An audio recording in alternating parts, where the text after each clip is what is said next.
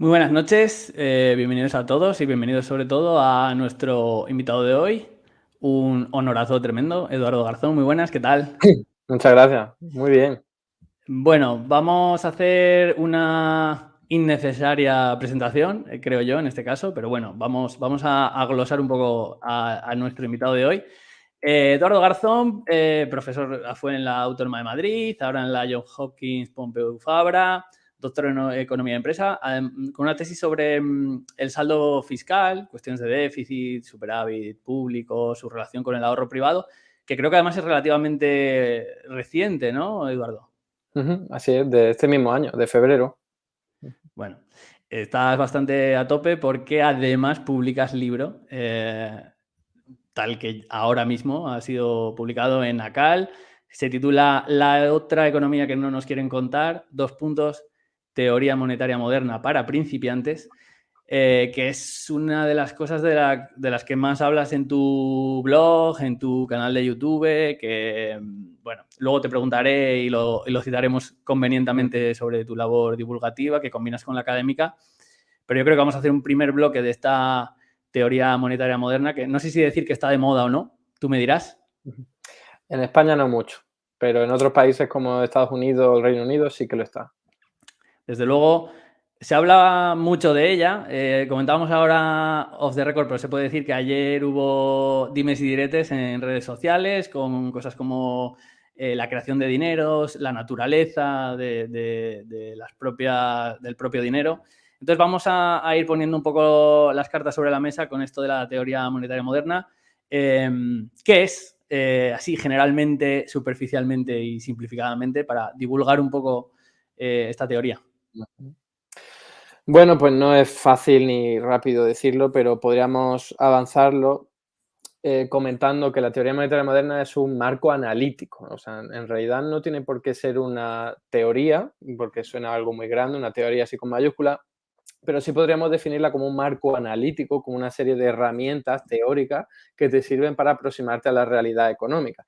En este caso en particular, acercarte a la realidad de los sistemas monetarios y financieros, que en realidad es buena parte de la economía, pero bueno, no es un marco analítico para acercarte, por ejemplo, a las cuestiones laborales o a las cuestiones comerciales. Es una cuestión única y exclusivamente para acercarte a los fenómenos monetarios y financieros que en realidad están insertos en todos los ámbitos de la realidad económica. Yo he dicho, por ejemplo, que no habla de cuestiones comerciales, pero en realidad en el comercio hay afectados por cuestiones monetarias, ya que los comercios, el intercambio de mercancías se realiza a través de intercambio de unidades de cuenta, ¿no? Y son cuestiones monetarias, se cambia una moneda por otra si son países diferentes o con la misma moneda. Por lo tanto, la teoría monetaria moderna es un marco analítico que pretende aproximarse a la realidad desde esa perspectiva y lo hace de una forma absolutamente rompedora, absolutamente revolucionaria en comparación con lo que hay hoy día en el imaginario colectivo, ¿no? Tenemos muchas décadas de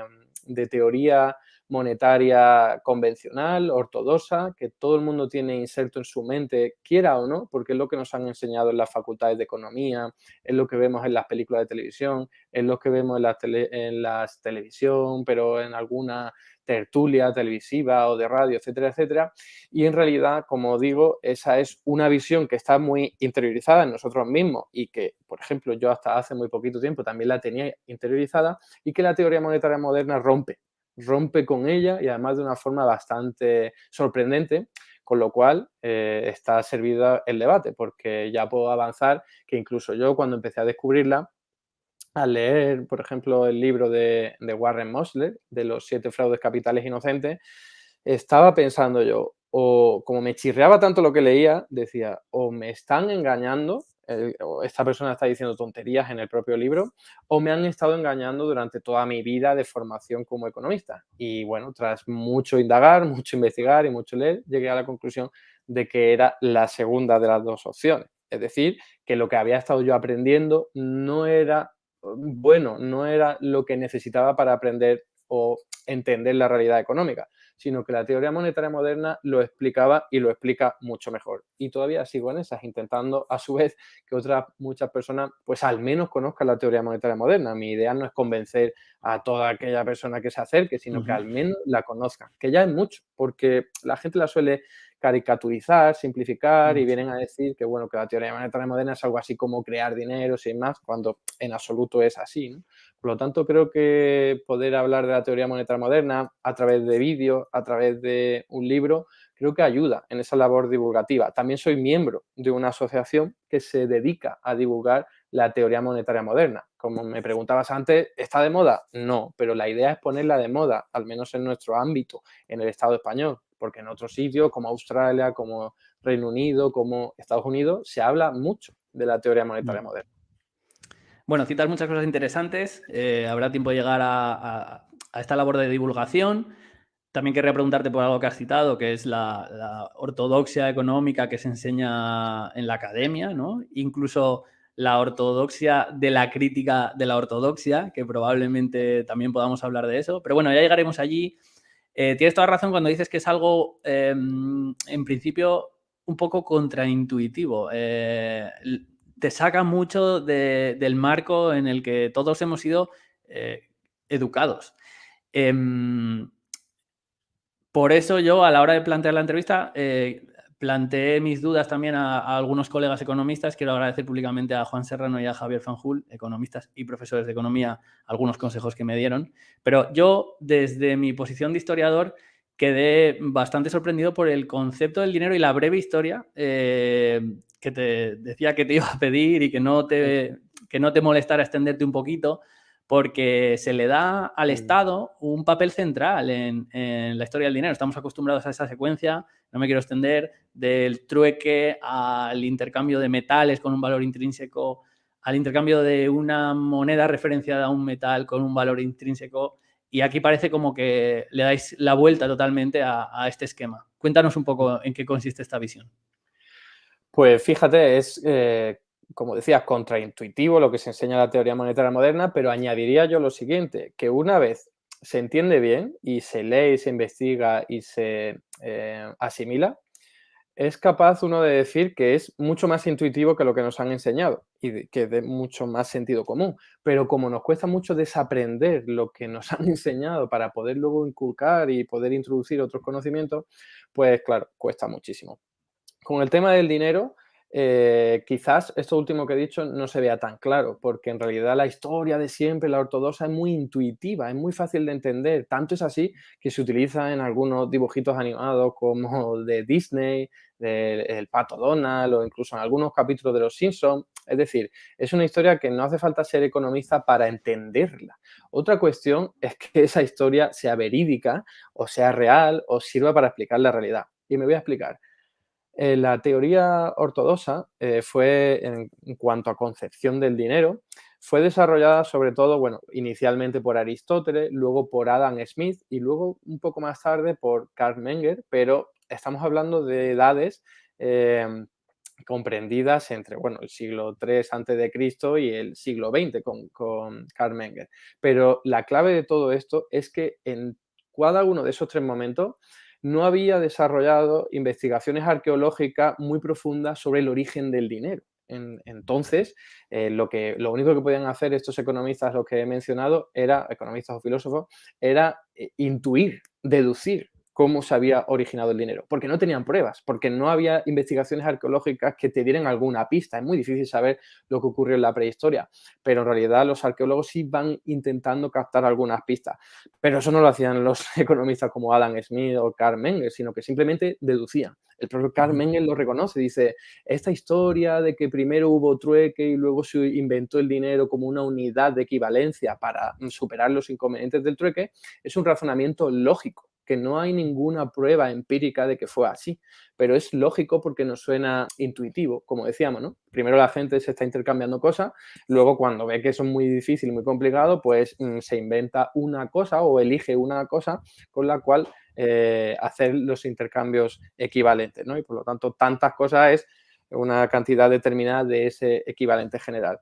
Eso no suena muy intuitivo y, bueno, con el hecho de pensar en el dinero como una mercancía que ha surgido de forma descentralizada, ¿no? Los intercambios comerciales entre individuos pues realizaban, como estaba diciendo, ¿no? Con mayor facilidad utilizar conchas o utilizar oro o plata porque les resultaba mucho más fácil y entonces todo el mundo iba imitando lo que era más fácil y al final el resultado final evolutivo de todo ese proceso era utilizar el oro como mercancía perfecta o la más idónea para realizar los intercambios. Esa es la historia que todo el mundo conoce, pero como digo, sin evidencia empírica. A lo largo del siglo XX, sobre todo en la segunda mitad en adelante, hay muchas investigaciones, muchos desarrollos arqueológicos que te evidencian que no hay ninguna prueba de que esa historia ortodoxa y tan conocida existiera. Ninguna prueba. De hecho, todos los indicios apuntan en otra dirección, porque, por ejemplo, si es verdad que el trueque fue muy importante en las sociedades primitivas, debería haber un espacio en las urbes para poder realizar ese trueque. Y sin embargo, los arqueólogos insisten en que eso no se ha encontrado, que no había ningún sitio para realizar trueque. Y que además las pocas evidencias que hay de estos primeros inventos o instrumentos del dinero tienen más que ver con tablillas de arcilla que generaban o creaban las propias autoridades de los templos y palacios de comunidades o de pueblos o de civilizaciones como la sumeria, o la babilónica o la de Egipto, ¿no? Y lo que vienen a decir estos arqueólogos es que en realidad el dinero parecía ser, y que el origen parecía ser, de procedencia estatal o de autoridades. Quizás no se podría hablar de Estado en aquella época, pero sí de autoridades que en templos y palacios inventaron una unidad de cuenta que es muy diferente a crear una cosa o utilizar una cosa como una concha o como el oro para poder contabilizar y medir y al final realizar transacciones entre, bueno, pues esas autoridades y el resto de la sociedad que le vendía fuerza de trabajo o le vendía productos, algún tipo de mercancía, con lo cual en las primeras unidades de medida, que eran las silas y los deben, tanto en Sumeria como en Egipto, eran simplemente eso, unidades de medida como lo podría ser el segundo para medir el tiempo o los metros para medir la distancia. Es decir, un invento del ser humano que no tiene forma, no se puede tocar ni oler, sino que es algo abstracto. Y por lo tanto es una magnitud y como tal puede crearse de forma indefinida, porque al fin y al cabo son solamente números. Las autoridades creaban estos números que materializaban en tablillas de arcilla, igual que nosotros podemos materializar segundos en un reloj o podemos materializar metros en una cinta métrica, pero en realidad no podemos tocar los metros ni los segundos porque es algo abstracto. Lo que sí tocamos son las cintas métricas y sí tocamos los relojes. Pues lo mismo pasa con esas tablillas de arcilla. Las tablillas de arcilla era donde se materializaba esa unidad de cuenta, que era para medir valores, ¿no? O sea, tú me has realizado un trabajo como capataz para realizar pues esta obra faraónica, por ejemplo, pues yo te pago con una unidad de cuenta que te va a servir para adquirir otros bienes y servicios, te va a servir para saldar deudas tributarias con las autoridades y por lo tanto era una forma de conceder valor y de quitar valor a toda la sociedad que tenía bajo su rango. Y por terminar, aquí vemos que en realidad la utilidad y la motivación de crear el dinero era para redistribuir los recursos reales, es decir, las fuerzas de trabajo, los recursos naturales, pues trigo, todo, cualquier ganado, cualquier cosa que nos pueda venir a la mente de esa época, era algo que las autoridades querían centralizar para luego poder distribuir entre toda la población que tenían bajo su merced. Con lo cual, el dinero entendido de esa forma es muy diferente a la visión convencional. La visión convencional es una cosa que surgió a través del trueque, que se eligió y por lo tanto es una cosa, que es algo físico, material, que hay que obtener de la realidad para luego poder utilizarlo. Pero desde el punto de vista heterodoxo, chartalista concretamente, que utiliza la teoría monetaria moderna, el dinero no es más que una magnitud para medir valor y que es creada por las autoridades, actualmente por los estados. Y como tal, no hay que conseguirla de la realidad ni de la naturaleza, sino que simplemente se crea. Igual que se crean los números. Y pongo un ejemplo para terminar. Igual que yo si voy a clase, no tiene sentido que le diga a mis alumnos, oye, no podemos dar clases de economía porque me he quedado sin números. Lo mismo exactamente es para la cuestión del dinero. No puede haber un gobernante que diga que no puede aplicar una política económica porque se ha quedado sin dinero, porque al fin y al cabo son números. Entendido de esta forma, hay que entender que el dinero es muy diferente a como nos lo han contado y aunque pueda sonar raro a priori, cuando uno investiga, como decía antes, luego le acaba sonando mucho más lógico. De hecho, y de verdad que termino ahora con esto, cuando realizamos transacciones con Bizum o con tarjetas de crédito, Sí. se ve mucho más claro. Se ve mucho más claro como el dinero son simplemente números que suben y bajan en cuentas bancarias. Porque en realidad cuando uno hace un Bizum no se pensará, o paga con tarjeta de crédito, o realiza una transferencia bancaria de cualquier forma, no se pensará que hay dinero que sale de un sitio, de un banco a otro. No, no pasa absolutamente nada. Son simplemente números que suben y bajan, porque es una unidad de cuenta. Correcto. Has mencionado dos cosas que me interesan. La primera es cuando uno investiga. Entiendo que tú y otros compañeros de la teoría monetaria moderna debéis estar luchando contra una reducción al absurdo básica que es crear el dinero soluciona todo, ¿no? Veo que es la crítica básica a la que os afrontáis. Sin embargo, has dicho, es un marco analítico que sirve para destapar según qué cuestiones del funcionamiento económico imperante, que quizá no nos habíamos fijado desde otros marcos analíticos o desde otras teorías, y has citado el papel de estas transacciones y criticabas en uno de tus vídeos de tu canal de YouTube la creación de dinero por parte del sector privado que hemos vivido a lo largo de las últimas décadas, en las que todo el mundo podía pedir un crédito, hablo precrisis de 2008, Ujú. endeudarse e hipotecarse, y ahí había una creación de dinero que nunca se criticaba, que nunca se discutía que podía generar inflación y que nunca era cuestionada, ¿no? Desde los medios, desde las autoridades económicas, etcétera. Sin embargo, ahora que podemos ver cómo a partir de esta nueva crisis podemos entrar en un nuevo paradigma o intentamos salir de ella a través de una nueva estrategia, que es esa creación de dinero desde los bancos centrales, vuelve, ¿no?, a agitarse ese fantasma del endeudamiento, de la inflación, etcétera. ¿Cómo afronta estas cuestiones la teoría y, bueno, en tu caso, tú personalmente? Ujú. Pues, en efecto, como comentabas, es algo que da mucha rabia porque hay una doble vara de medir impresionante, ¿no? Los estados, a través de sus bancos centrales, son los únicos que crean y regulan su unidad de cuenta. En el caso de la zona euro, pues es el euro, pero conceden el permiso y los derechos a los bancos comerciales para que puedan apalancarse a partir de esta unidad de medida. Es decir, que los bancos pueden crear dinero también. Es verdad que no lo pueden crear de forma ilimitada, tienen un margen de maniobra, pero sí pueden crear. Un banco, cuando concede un crédito, lo único que está haciendo es incrementar el saldo de tu cuenta bancaria. No está utilizando dinero de nadie, ni siquiera del Banco Central. En algún momento puede que tenga que recurrir a dinero oficial que ha creado el Banco Central, pero en el primer momento en el que concede un crédito, no. Por lo tanto, hay otra forma de crear dinero, ¿no? Hay tres formas en general de inyectar el dinero en la economía. Una sería a través de esta vía que he mencionado, los bancos crean dinero, así concediendo crédito. Hay otra vía que sería la que has mencionado también, que es la de la expansión cuantitativa. Los bancos centrales están creando dinero a mansalva, por cierto, para comprar activos financieros en el mercado secundario. Esa es otra vía, que es la que se está utilizando. Y la última vía, la más interesante, en la que más se fija la teoría monetaria moderna, es el gasto público. Porque cuando el Estado en realidad gasta para cualquier tipo de cosa, está inyectando dinero en la economía. Por lo tanto, es equivalente a crear dinero, ¿no? Sobre todo con el déficit público, que sería que hay más gastos que ingresos.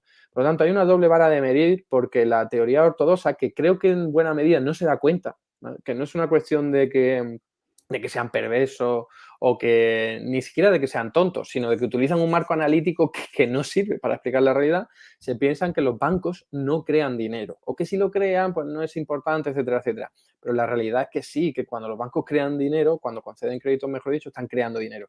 Y en la burbuja española de inmobiliaria, antes del año 2008, vimos claramente cómo los bancos crearon ingentes cantidades de dinero, a cambio, eso sí, pues de una serie de intereses y tal, que fue utilizado pues para dinamizar la actividad económica, sobre todo para la burbuja de la construcción, etcétera, etcétera. Pero también acabó llegando muchísimo dinero al resto de la economía y vivimos una de las épocas más bollantes de nuestra historia.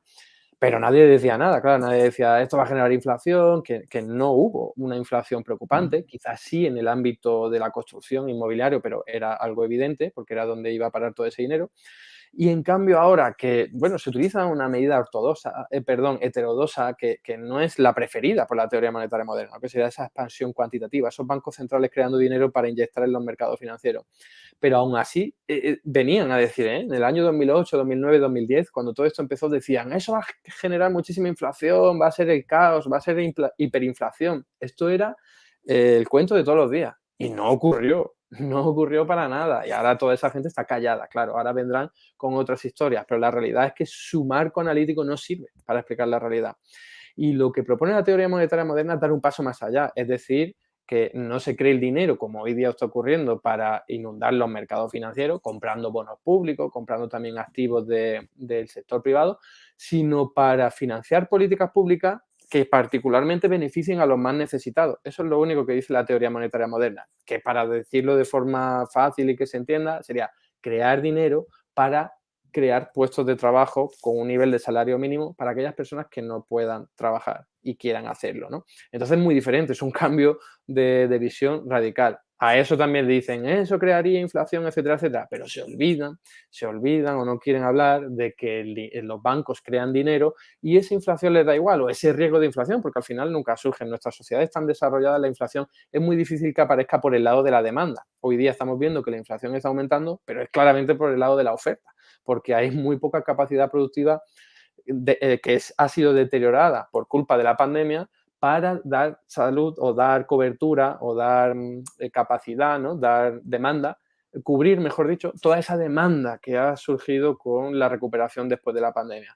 Por lo tanto, eso es algo que se tienen que mirar los economistas ortodoxos. Y permíteme que diga una cosa, creo que lo están haciendo poco a poco, ¿eh? Porque antes del año 2008 sería impensable ver a algún economista ortodoxo, convencional, defender la expansión cuantitativa. Era impensable. Te dirían lo que estaba comentando, ¿no? Hiperinflación, eso es una locura, crear dinero de la nada no lleva a nada, no lleva a nada o lleva a un caos. Y en realidad ahora lo aceptan y han visto que es la única solución que les queda para moldear y suavizar el impacto negativo de la economía. Pues bien, también antes del año 2020 era impensable que algún economista ortodoxo defendiera que se pudiese incrementar el déficit público y la deuda pública todo lo que fuera necesario. Y eso es lo que está ocurriendo después de la pandemia. Se ha permitido eso, porque no ha quedado más remedio. Bien, pero están aprendiendo a base de palos. Es curioso, mencionas estas cosas impensables, ¿no? Que encontramos en el ámbito de ciencias sociales, como es la economía, y que nos decían que nunca iban a ocurrir, como los bonos europeos, ¿no? No se iba a mutualizar la deuda europea, eso no se iba a aceptar, era imposible. Bueno, finalmente hemos visto que ha ocurrido. Comentabas que no se está creando dinero de la forma preferida por la teoría monetaria moderna. Me ha interesado eso. ¿Qué alternativa podría ser más idónea que lo que se va a hacer? Y un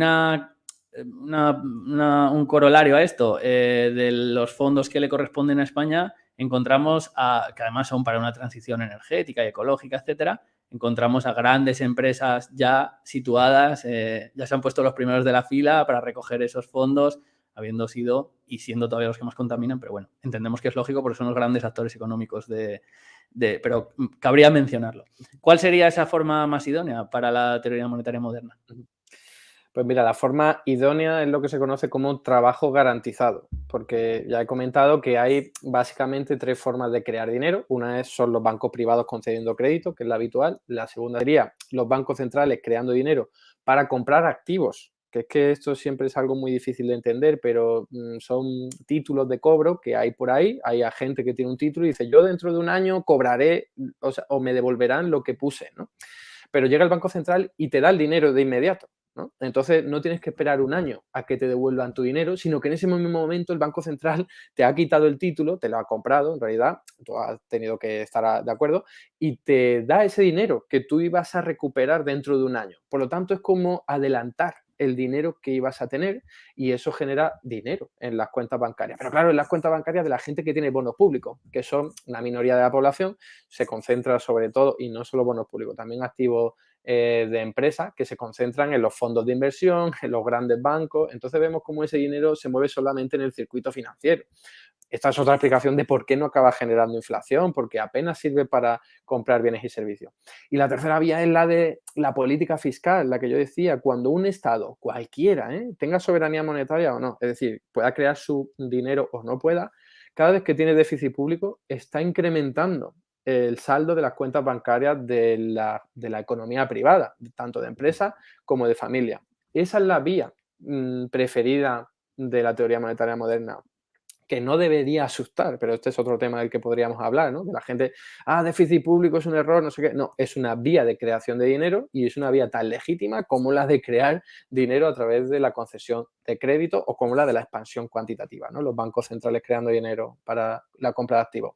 Entonces, no crear la teoría monetaria moderna te viene a decir que ese dinero inyectado en la economía a través del déficit público, la mejor forma, la mejor vía, el mejor mecanismo para no generar inflación y no generar desequilibrio macroeconómico es el trabajo garantizado, que es que el Estado contrate a todas aquellas personas que quieran y que puedan trabajar por un salario mínimo. De esa forma lo que estás haciendo es crear dinero, sí, pero para inyectarlo solamente en las capas más bajas de la población, las más necesitadas, las que de verdad necesitan tener el dinero.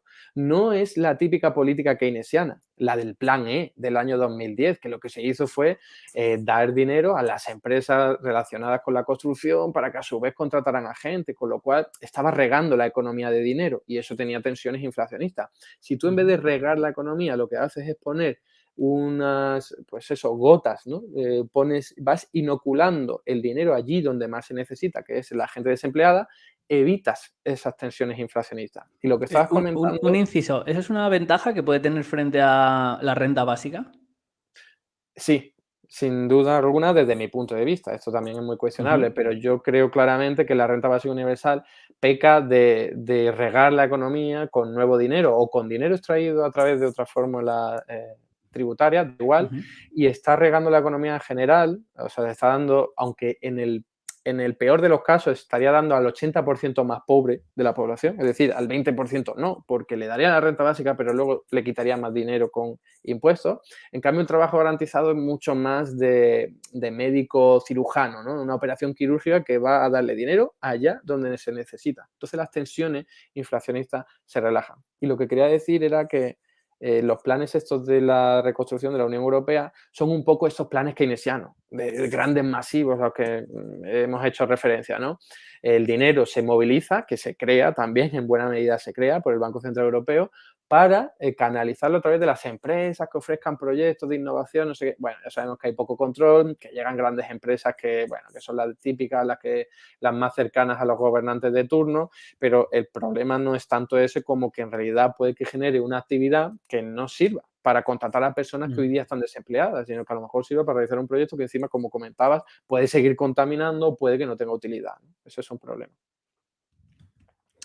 Por acabar con la cuestión de estos bonos y de estos fondos que estamos hablando, vienen en parece como que son a fondo perdido en ocasiones, ¿no? Los medios hablan de va a llegar el dinero, va a llegar el dinero, pero bueno, poco que investigues, llega en forma de préstamos. Desconozco las condiciones concretas de dichos préstamos, pero una cosa que te he escuchado mencionar es que devolverlos va a implicar una merma de la capacidad de inversión de los estados a medio cuando haya que devolverlos y de esa capacidad de transición ecológica, etcétera, con lo cual vamos a estar perdiendo la posibilidad de lograr esa transición, superar la crisis y me surge la pregunta. ¿Hay peligro de una nueva situación de trampa de la deuda para España o no la percibes en este contexto? A ver, hay que matizar que el plan de reconstrucción de la Unión Europea es muy amplio, tiene varios programas. Hay uno de ellos que sí son préstamos, que tienen que devolver los estados, pero hay otro que es el más Ujú, importante porque es el que se han acogido los estados, que es a fondo perdido, es decir, que correcto. no tienen que devolverlo. Sí que tienen que cumplir y Una serie comprometerse a de... realizar determinadas cuestiones, como a lo mejor la reforma de las pensiones, ¿no? Ahí vemos al ministro Escrivá intentando hacer una reforma que en mi opinión es absurda y no tiene sentido, pero es con la lógica de dar cumplimiento a ese compromiso, ¿no? Venga, sí, me dais dinero, ¿no? Unión Europea, me dais dinero, pero a cambio tengo que realizar algunas cosas que me pedís. Toda muy ambigua, por lo que caben muchas cosas, ¿no? Entonces, sí, los estados van a incrementar su deuda pública y lo están haciendo ya. Es decir, que a veces esto nos pierde de vista hablar de los fondos de recuperación de la Unión Europea como si fuera la guinda del pastel o lo más importante. Y en realidad no lo es. Desde mi punto de vista no lo es. Para mí la joya de la corona, lo que de verdad ha revolucionado la economía, la actividad económica, y que por eso podamos hablar de una crisis derivada de la pandemia, que no ha sido tan dura, que no ha sido tan grave, no ha generado tanto dolor como la crisis del año 2008, que fueron muchísimos años, muchísimo desempleo y tal, es permitir a los estados incrementar su déficit público y la deuda pública todo lo que quisieran. Eso lo aprobaron en marzo de 2020. Primero diciendo, al año 2021 lo quitamos, luego no lo quitaron y luego para el 2022 tampoco lo quitan. Con lo cual están empujando una pelota hacia adelante que es, al fin y al cabo, lo que recomienda la teoría monetaria moderna. Es decir, se está llegando por la vía de los hechos a lo que la teoría monetaria moderna lleva recomendando y señalando desde los años 90 del siglo pasado. Y es que los niveles de déficit público y de deuda pública no importan per se. Lo que importa es los efectos macroeconómicos que eso pueda generar. Pero limitar a un país a aumentar el déficit público al 3% sobre el PIB, como siempre se ha hecho, no tiene ningún tipo de sentido. Porque, ¿y si no hay riesgo de inflación? ¿Y si estamos lejos de eso? ¿Por qué te vas a limitar con el 3%? Entonces, esa concepción nueva, que ha sido la de suspender las reglas fiscales, que es absolutamente revolucionaria, lo que se han visto obligados, evidentemente no querían hacer eso, porque siguen pensando que la deuda pública y el déficit público es malo. Pero la evidencia de los hechos le ha llevado a eso. Entonces, ahora la labor de gente como nosotros, de la teoría monetaria moderna, es decir, ¿veis cómo no pasa nada? Que es que antes del año 2020 nos estabais rayando y nos estabais martirizando y torturando con que si la deuda pública aumentaba mucho y el déficit público aumentaba mucho, esto era el caos económico, y se acaba de ver que no. Claro, ellos siguen diciendo que la deuda pública está muy elevada, que en algún momento habrá que devolverla, pero es el cuento de siempre, si llevamos así toda la vida. Los estados aumentan su deuda pública, no pasa nada si es, al fin y al cabo, un estado que tiene un banco central respaldando esa emisión de deuda. En este caso está ocurriendo. En el año 2010 y 2012 no, porque lo que ocurrió fue que el Banco Central Europeo no intervino para chantajear a los países del sur, a Italia, a Grecia, a España, para que se apretaran el cinturón, pero era ideología, no era economía. Ahora que se han visto obligados a suspender las reglas fiscales, nos encontramos como nos ha dado la evidencia de los hechos la razón a los que decíamos que el déficit público y la deuda pública no es importante. Por lo tanto, termino con lo siguiente. Si la Unión Europea sigue esta vía de decir, es verdad, el déficit público y la deuda pública no importan, nunca habrá problemas de deuda, porque el Banco Central Europeo creará el dinero que haga falta para sostener la deuda pública. Vamos a suponer que llega un chino, un inversor chino, y dice, devolvedme mis euros, ¿no? Que yo compré deuda pública. Bueno, pues si el Banco Central Europeo está detrás creando dinero para pagar toda esa deuda, nunca va a haber un problema de impago, porque el chino, en este caso, va a cobrar lo que se le debe, ¿no? Mientras sea una deuda denominada en euros, no hay ningún tipo de problema. Pero si la Unión Europea cambia su parecer, ¿no? Y vuelve a los orígenes, que es por donde parece que van los tiros, evidentemente, ¿no? Oye, que los estados no pueden endeudarse mucho, tienen que apretarse el cinturón, etcétera, etcétera, que es lo previsible que podría ocurrir después de la pandemia, ¿no? Cuando ya se supere definitivamente, pues entonces sí podría haber crisis de deuda y sí que podría haber una trampa de deuda en la que los países de la zona euro pues no pudiesen incrementar su deuda, se viesen obligados a devolverla y por lo tanto a hacer recortes de gasto público y la inversión e incluso incrementar impuestos, ¿no? Entonces está por ver por dónde irán los tiros. Bueno, cabría hacer algunas consideraciones políticas, ¿no? De algunas de estas cuestiones, pero vamos a mantenernos dentro de lo económico. Creo que es importante que si la sociedad podría soportar otra situación de crisis de la deuda, una salida de la misma manera, etcétera. Pero bueno, vamos a centrarnos en una sombra, ¿no? Que parece que se cierne sobre el futuro de la economía española, que son las pensiones, sobre la que te he visto ser crítico con esta introducción de dinero en una hucha de cara al futuro, un poco siguiendo esta misma lógica. Podemos crear el dinero en el futuro. Es un poco absurdo de traerlo en el presente. Y me gustó mucho, aquí personalmente, esta visión de las pensiones, que aquí sí que concuerdo con lo que decías de que ofrece un marco analítico concreto. ¿Por qué pensamos en el pago de pensiones? Sé que el dinero es nuestro instrumento para cobrarlas, pero nunca pensamos en las pensiones como la capacidad a futuro de cubrir las necesidades de la gente, de la producción de bienes y servicios que se puedan necesitar en el futuro. Siempre pensamos en el dinero que va a tener que cobrar esa gente y lo ahorramos en el presente. ¿Cómo ves todas estas decisiones que se están tomando, además, en presente continuo?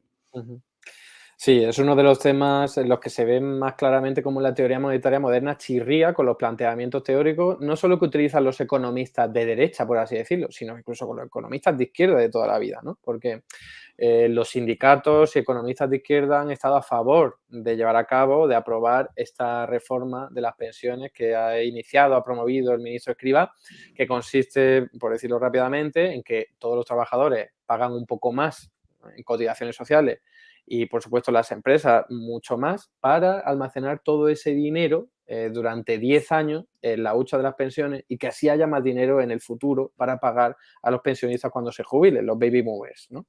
Esto es algo que podría parecer lógico a simple vista, ¿no? Ah, sí, claro, almacenar el dinero en el momento de vaca gorda para utilizarlo en el momento de vaca flaca. Pero es que en realidad está partiendo de la consideración de que el dinero es una cosa que puedes almacenar, ¿no? Es de nuevo esa concepción del dinero como mercancía, ¿no? Que superación del trueque es algo que necesitas obtener para luego poder utilizarlo, entonces lo puedes guardar en una hucha, cuando la realidad es que el dinero son números que suben y bajan en cuentas bancarias. Entonces, ¿para qué demonios?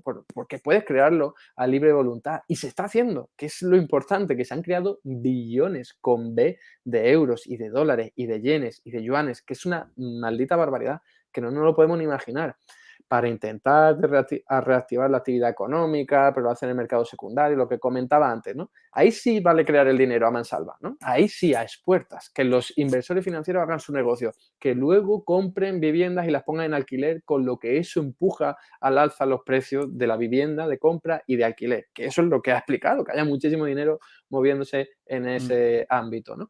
Y, en cambio, crear dinero para pagar pensiones está muy mal visto.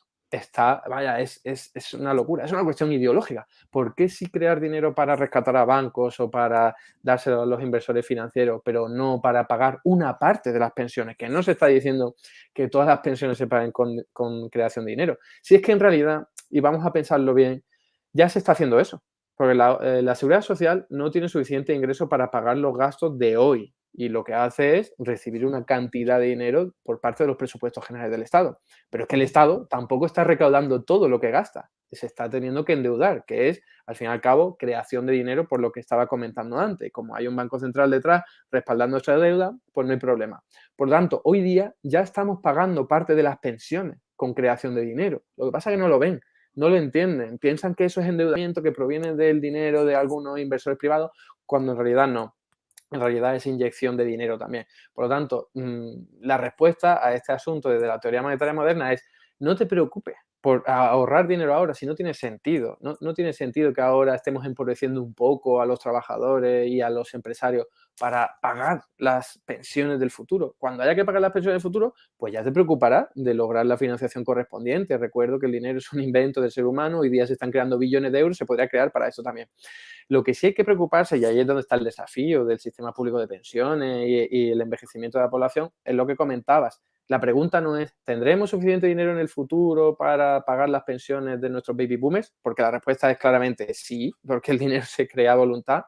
La pregunta importante que hay que hacerse es: ¿de verdad tendremos suficiente gente en edad de trabajar para realizar los bienes y servicios con los recursos naturales disponibles y también con la tecnología Claro. disponible para cubrir las necesidades de los pensionistas, de la población mayor en aquella época, en el momento Sí, en el a que se futuro. jubile? Esa es la pregunta relevante, que en mi opinión se puede responder también de forma relativamente sencilla, pero bueno, esto daría para otro tema. La cuestión es que la teoría monetaria moderna, lejos de la caricatura que se le hace de hablan de crear dinero, no sé qué, fijaos, o sea, hay que fijarse en que se fija en lo importante, que es lo real, en los recursos naturales. ¿Habrá suficiente gente para trabajar? ¿Habrá suficientes recursos naturales? ¿Tendremos suficientes máquinas? ¿Habrá suficientes robots? Eso es lo real, eso es lo importante. Preocuparse por el dinero es absurdo, porque el dinero, como digo, es una invención que se puede crear a voluntad. Claro, da la impresión de que estamos convencidos de, creo que lo decías tú mismo, poder llegar a Marte en no mucho tiempo, pero dudamos de alimentar gente, ¿no? Entonces, bueno, quedaría para otra conversación, pero bueno, como vamos avanzando, llevamos casi ya 2/3 del tiempo más o menos acordado. Me queda hacer una excursión por esta situación que hablábamos en la academia, pero antes hay un tema que yo creo que ha sido, por desgracia, enormemente popular y seguirá siéndolo, que es el precio de la electricidad, de la energía en España, algo que también trataste en YouTube. Volveremos luego a tratar también después de la excursión por la academia de tu canal. Querría saber si reserva algún papel para la intervención pública, la teoría monetaria moderna a través de empresas, la creación de una empresa pública, o cuál podría ser la solución a esta situación tan sangrante, o si se propone algo o es una cuestión más bien política que se sale de este marco analítico. En realidad se sale, porque la teoría monetaria moderna, como decía, es un marco analítico y de hecho el 90% de toda la teoría monetaria moderna es una descripción de la realidad, ¿no? De la realidad monetaria y financiera. No te está dando ninguna receta política, no te está recomendando nada, no te está influyendo con juicios de valor, simplemente está diciendo, esta es así, esto funciona así, esta realidad es así. Sí que hay un 10%, la parte final, el trabajo garantizado del que he hablado, que ya es una prescripción política, ya es una receta, pero se queda simplemente ahí. La mejor forma de llegar al pleno empleo con estabilidad de precios, sin sufrir inflación, es crear empleo para todo el mundo que lo necesite al nivel del salario mínimo. Ya está. Esa es la única recomendación política que da la teoría monetaria moderna. Entonces no se mete en temas de empresa pública, no hay ninguna recomendación por parte de ninguno de sus autores, pero eso no quita que uno, en particular, que se acoja, ¿no?, a las herramientas teóricas de este marco analítico, pueda decir, oye, si en realidad el déficit público no es el principal problema para nada o es un problema diferente, hay que enfocarlo de otra forma, ¿por qué no crear empresas públicas que operen con números rojos, porque al fin y al cabo se lo puede permitir para lograr una mejora del bienestar social, ¿no? Que eso es lo que me ocurriría a mí, ¿no? En mi caso es, bueno, hoy día el mercado eléctrico es un oligopolio descarado en el que 3 grandes empresas controlan casi todo el pastel y que están manipulando los precios para sacar enorme tajada y empobrecernos a la inmensa mayoría de la población, no solo los ciudadanos, sino también empresas. ¿Y por qué no romper ese oligopolio con la expropiación de alguna o de todas esas empresas o con la creación de alguna empresa pública?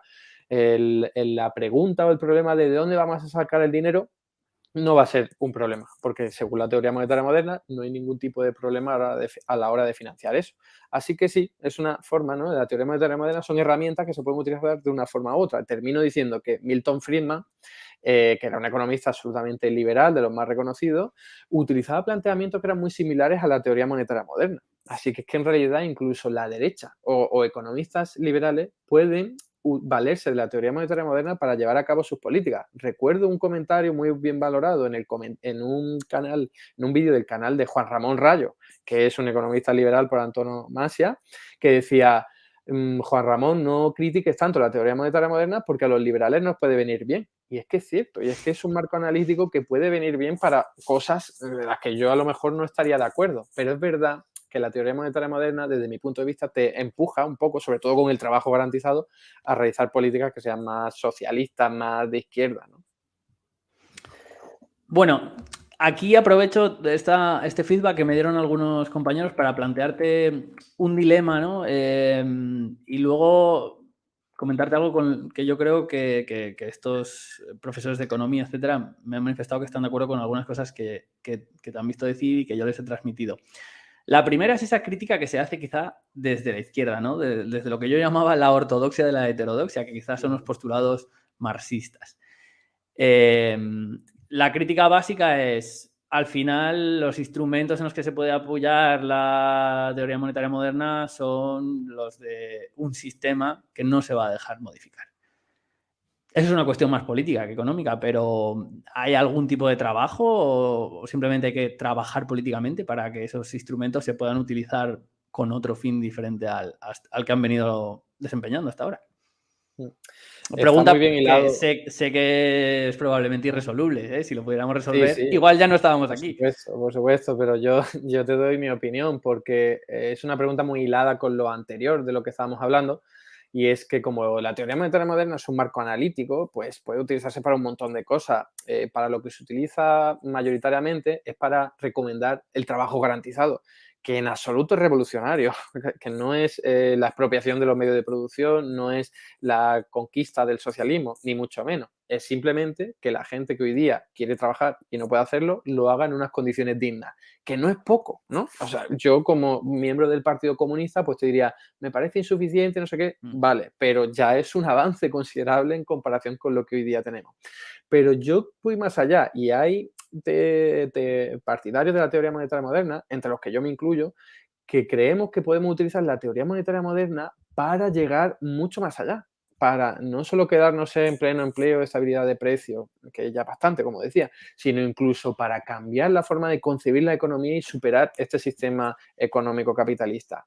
Porque muchas veces yo veo, y es verdad que esto son cuestiones ya de política económica, que sería a la izquierda siempre tiene muy claro más o menos su proyecto político, ¿no? Anticapitalista, antiimperialista, ecologista, feminista, pero cuando llega la pregunta de dónde van a sacar el dinero para realizar todo eso, la gente acaba trastabillando, acaba dudando, acaba diciendo, sí, los paraísos fiscales hay que aumentar los impuestos a los ricos, Mm. pero en realidad eso es una calle sin salida. La teoría monetaria moderna permite saltarla y decir, no te preocupes por eso. Ese es el menor de nuestros problemas. Ten claro tu objetivo político y a muerte con ello, porque la pregunta de la financiación no es relevante. No hay necesidad de recaudar impuestos de los más ricos para llevar a cabo las políticas. Así que podríamos incluso, y muchos, como digo, muchos miembros lo hacen, muchos miembros de la teoría monetaria moderna, de la asociación Red MMT, que es a la que pertenezco, consideran que se puede llegar al socialismo partiendo de estas bases, partiendo de, bueno, vamos a crear un trabajo garantizado para empezar, pero es que además podemos utilizar la palanca del Estado y sabiendo que el déficit público no es el principal problema para generar empresa pública, para expropiar, para llegar a una situación en la que se parecería más a un modelo socialista que a uno capitalista, ¿no? Entonces yo creo que es una herramienta que tiene un potencial tremendo y lamento que haya muchos marxistas que se hayan cerrado en banda y que hayan dicho, no, no, esto es un parche al capitalismo y no es lo importante, y no sirve para nada, es una trampa. Yo lo lamento porque, bueno, yo me considero también marxista, he aprendido mucho del análisis marxista y creo que se puede utilizar para proyectos políticos tan nobles como alcanzar el socialismo y que nadie sea, bueno, pues explotado por otra persona. Ujú. Bueno, mientras se abre su espacio mediático también, la teoría monetaria moderna, tiene que luchar también por el académico. En esto también, bueno, tú juegas un papel como individuo, pero aquí sí que he encontrado un consenso absoluto. Es tremendo la fortaleza de la ortodoxia académica, perdón, económica en la academia. Hasta el punto de que, bueno, me han llegado a decir que en según qué facultades, en según qué clases, el concepto del dinero, ciertos conceptos nucleares de la ciencia económica no se estudia bien. Ujú, así es. Yo como estudiante ya lo veía en algunos aspectos, en otros no, evidentemente, pero ya había un movimiento importante a nivel internacional que denunciaba que en la Facultad de Economía se enseñaba algo que no servía para explicar la realidad, que servía a los intereses de los más ricos y de los más poderosos. Eso sí, porque claro, al final la evolución de la teoría económica ha sido muy, muy fácil de entender. Aquellos economistas que propusieran cosas que iban en contra de los poderosos, había que quitarle la voz, había que apartarlo, había que tratar de que sus ideas no llegaran a ningún lado. En cambio, aquellos economistas que proponían cosas que le venían bien a los poderosos, aunque no tuviesen ningún tipo de sentido, aunque no sirviesen para explicar la realidad, a eso había que darle voz, les daban altavoces para hablar y claro, pues al fin y al cabo tenemos manuales de economía que explican la realidad muy mal, pero sirven a los intereses, ¿no? Por lo tanto, la denuncia que se hace desde hace muchísimo tiempo es que las facultades de economía no están actualizadas, están obsoletas en una teoría económica que no sirve para explicar la realidad. Pero la verdad es que se están dando pasos, ¿no? Pero no, no tanto porque haya un movimiento crítico, que también, y eso es importante, es un caldo de cultivo, ¿no? Que va empapando a la gente, sino que la realidad manda. Y ya decía yo antes, ¿qué economista ortodoxo hubiese defendido antes del año 2008 que el Banco Central se pusiese a crear dinero a mansalva? Ninguno, ninguno. En los manuales de economía eso era impensable, es que ni aparecía, ¿no? Era como una broma de mal gusto, eso no se puede hacer. Y ahora se hace, y los manuales de economía se están reinventando, obviamente, porque no les queda otra, se tienen que adaptar a la realidad, porque si no es muy descarado, ¿no? Y lo que decía, ahora las reglas fiscales ya no parecen tan sacrosantas, y no me extrañaría, y espero que dentro de unos cuantos años los manuales de economía se hayan adaptado. Voy a terminar con lo siguiente. El Banco de Inglaterra y muchas reservas federales, muchos centros o sucursales de la Reserva Federal de Estados Unidos, ya hace años que han denunciado en los bancos centrales, impresionante, ¿eh? Bancos centrales, además de países claramente dominantes, ¿no? Como Reino Unido y Estados Unidos, han denunciado que los manuales de economía explican mal, por ejemplo, la creación del dinero bancario y la operativa de los bancos privados. Entonces, vemos como los bancos centrales, que están mucho más ligados a la realidad, hace tiempo que se han dado cuenta de que los manuales que estudiamos no hablan de cosas que tengan sentido, que no sean realidad. Pero tenemos un ejército de economistas formados en esa teoría que no sirve para explicar la realidad. Y cuando ahora aparecemos gente como de nosotros, de la teoría monetaria moderna, y decimos las cosas que sí son mucho más realistas, nos tachan de locos. Claro, porque para ellos les chirría y creen que nosotros no hemos estudiado economía, cuando en realidad la evolución que nosotros hemos tenido es la de superación de su punto de vista. Nosotros hemos estudiado lo que ellos hoy día piensan y recomiendan. Lo que pasa es que lo hemos superado por estudiar más, por investigar más desde mi punto de vista, ¿no? Por eso yo entiendo a la gente que le chirría lo que decimos nosotros y le explota la cabeza. ¿Cómo es posible que estés diciendo esto? Y yo lo entiendo porque a mí me ocurría, pero por eso tenemos que tener paciencia y, bueno, y seguir intentando convencer a la gente, a lograr que lean, lograr que entiendan lo que se propone en la teoría monetaria moderna, porque de verdad que lo creo que si uno dedica tiempo, acaba siendo convencido. Es que para mí no hay otro camino, no hay otra vía. Bueno, yo creo que para acabar, te comentaba también antes que quería consultarte por la labor divulgativa, ¿no? En la que yo, como seguidor de tu canal que lleva tu nombre, Eduardo Garzón Espinosa, en YouTube, veo un esfuerzo sostenido y que ha ido perfeccionándose, ¿no? Se han ido incorporando infografías, como cualquiera que se meta en esto, vas mejorando todo lo que puedes. Y porque es importante para la teoría monetaria moderna, no me cabe duda, pero sin duda también como lugar en el que dar estas batallas, ¿no? De hecho, escoges, como mandan los cánones de este mundo, los temas, intentas explicar conceptos básicos de los temas económicos que están más candentes. Ahí veo que hay una labor que va en este mismo sentido en la academia, en un nivel teórico, etcétera, y en lo mediático. ¿Qué papel, qué importancia le otorgas a esto en lo venidero, en los próximos años? Pues yo muchísima, muchísima, porque como bien has dicho, es muchísimo esfuerzo que estoy poniendo por mi parte. Yo creo que la gente desconoce un poco, la cantidad de trabajo que hay detrás de todos estos formatos audiovisuales. Yo al principio no era consciente, ahora, ahora sí lo soy y no me arrepiento, de las horas de trabajo que hay que echarle, pero porque es un formato mucho más atractivo para cierto público. Veo que hay personas que todavía prefieren leer artículos o prefieren leer libros. De ahí que yo haya escrito un libro entero, que es el que mencionaste al principio, que recoge todo lo que tenía en una serie de capítulos, ¿no? o de vídeos en los que hice una lista de reproducción en mi canal de YouTube, ¿no? Porque hay gente que prefiere leer, pero creo y que cada vez más la gente prefiere el formato audiovisual, ¿no? Que haya una persona que les esté explicando las cosas, que lo puedas ver, que utilice eso, infografía, algunos recursos ilustrativos, algunos gráficos, porque viene bien y algunos temas, si los explica con gráficos, te queda mucho más claro, ¿no? Sí, la Y piscina de las eléctricas, por ejemplo, es un es ejemplo verdad, sí, perfecto. creo que vino bien, sí, fue una buena Sí, idea. sí. Y efectivamente eso no lo puedes hacer en un libro o no te va a salir igual de bien, ¿no? No va a ser tan claro. Y creo que además el espacio de YouTube, en el que hay muy poca heterodoxia en el mundo económico, ¿no? Me llega muchísima gente a mi canal diciendo, hombre, esto es un oasis. Esto es un oasis en el desierto porque es que todo lo que pongo sobre la reforma laboral es negativo y, ¿no? Sobre la legislación de lo que quieren hacer ahora, derogarla y tal. Y he encontrado en tu canal que no, que estás a favor y que es un punto de vista más humano, ¿no? Entonces creo que YouTube, que está un poco derechizado, o bastante, no sé cómo decirlo ya, en el mundo de la economía seguro, está muy derechizado, al contrario de lo que pasa en Twitter, ¿no? Que a lo mejor sí hay muchas más voces de izquierda y tal, pero en Twitter, bueno, pues no hay vídeo o es más complicado. Entonces creo que ese espacio de YouTube hay que conquistarlo, igual que hay que conquistar otros muchos y la verdad es que estoy satisfecho con lo que está ocurriendo. Un crecimiento de mi canal, pues poco a poco, pero se está llegando a cierta cantidad de gente que yo no esperaba, ¿no? Yo creo que cuando yo escribo un artículo, no lo ven 5.000 personas, no lo leen 5.000 personas, ni 2.000, ni 1.000.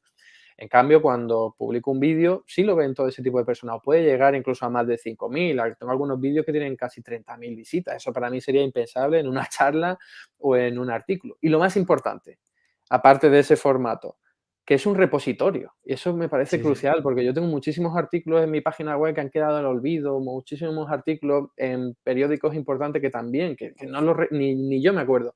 En cambio, por los motivos que sea, el vídeo queda ahí, se puede utilizar para enlazar. YouTube te da muchas posibilidades para recuperar y recomendar vídeos antiguos, así que me parece una excelente forma de avanzar y seguiré intentando darle caña a esto. Y la última, todavía reflexionaba con un colega estos días que además, voy aquí con una declaración un poco más política, nos llevan un poco de ventaja, ¿no? Los canales vienen fuertes, vienen dopados de casa, igual no es una persona única con su esfuerzo o digamos que tienen otros medios para hacer otro tipo de infografías, para conseguir difusión, fichar narradores, realización, etcétera. Esa es una batalla a la contra. Y como siempre estamos a la contra, pues yo creo que es Sí, bueno acabar a la contra también con una contradicción inherente a todo esto, que es las plataformas que utilizamos, ¿no? Eh, Quizá la única manera de resolver este dilema es ya pasar de planteárselo. Pero bueno, es cierto que estamos aquí, ¿no? Ahora mismo en directo en una plataforma de Amazon, YouTube, con la fiscalidad que tienen, con el algoritmo que no es para nada no ideológico, no es baladí. Entonces, ¿cómo resolvemos esta contradicción o directamente no nos la planteamos y seguimos haciendo lo nuestro? ¿Cómo lo ves para acabar? vaya pregunta. Ya lo sé, sí, es que Sí, no sí. podía quedar todo tan fácil. No, quedó todo demasiado bien explicado. Vamos a acabar hundidos en la miseria como Sí, corresponde. totalmente. Es que yo creo que tienes razón en que es la historia de siempre, ¿no? Es lo mismo que nos ha ocurrido, pues, con las luchas obreras, en las que el obrero tenía mucho menos recursos económicos, mucho menos altavoces, mucho menos periódicos donde reivindicar, pues, todas sus, o dar salida, ¿no? Dar a todas sus reivindicaciones. Y lo mismo ha ocurrido, pues, en las redes sociales a nivel primigenio con artículos, ¿no? Pues si yo me acuerdo, yo intentaba escribir un artículo, claro, ¿dónde podía colocarlo? Pues en medio, con muy poco,